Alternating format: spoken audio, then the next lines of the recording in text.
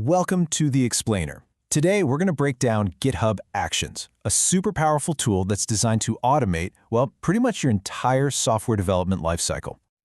So if you're a developer or you're managing a software project, you know this feeling, right? So much of your day isn't even spent on coding, but on all this tedious, manual, organizational work that just has to get done. Okay, let's just dive right into this problem. I'm talking about that mountain of tasks that really slows down the actual, creative process of building cool stuff. We're talking about things like triaging bug reports, managing contributions, prepping release notes, manually running tests. All this stuff is absolutely crucial, but it's also super time-consuming, and let's be honest, it's so easy for human error to creep in. And this, right here, is the real challenge.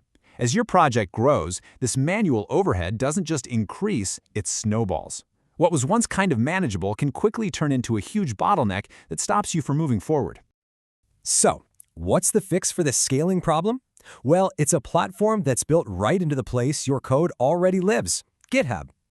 And here's the crucial point. GitHub Actions is not just another CI/CD tool, for continuous integration and deployment, the stuff that just builds and deploys your code. No, it's designed to automate almost any task in your development lifecycle, from managing issues all the way to welcoming new contributors. So to really get how it works, we just need to look at its three core building blocks. It's actually a really simple but incredibly powerful idea. First up, you've got an event. The easiest way to think about an event is it's the if in an if this, then that kind of situation. It's the signal that kicks off the whole automated process. Somebody pushes code, someone opens an issue, boom, that's an event. Next up, you have actions. Now, these are the individual, pre-built steps you can just piece together. And what's great is that a ton of them are already created by GitHub and the open source community, so you don't have to constantly reinvent the wheel. And finally, we have the workflow. This is the then-that part of our little equation. It's the complete recipe of actions that runs automatically whenever an event happens. And it's all defined in one simple text file in a format called YAML that lives right inside your repository. So, let's put it all together. An event happens in your repo that triggers a specific workflow, which then runs a whole series of actions in order. It's a simple, elegant, and really powerful automation chain. All right, now let's see how these pieces actually come together in a real-world example, a continuous integration, or CI pipeline. This is basically an automated process that builds and tests your code every single time you make a change, and it's all defined in that simple text file format we mentioned, YAML. Okay, so it all starts by defining that trigger. You got to tell GitHub when to run the workflow. You do that with the on keyword, saying something like, hey, run this anytime new code is pushed to the main branch. Next up, you define your jobs. These are the sets of tasks that need to get done. Each job runs on its own virtual server, and you get to pick the environment.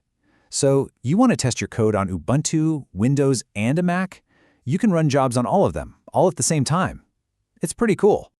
And here is where the real magic of the community comes in. Inside each job, you define your steps. But instead of writing everything from scratch, you can use that uses keyword to pull in powerful, pre-built actions for common things, like just getting a copy of your code onto the server. But what if you need to do something custom?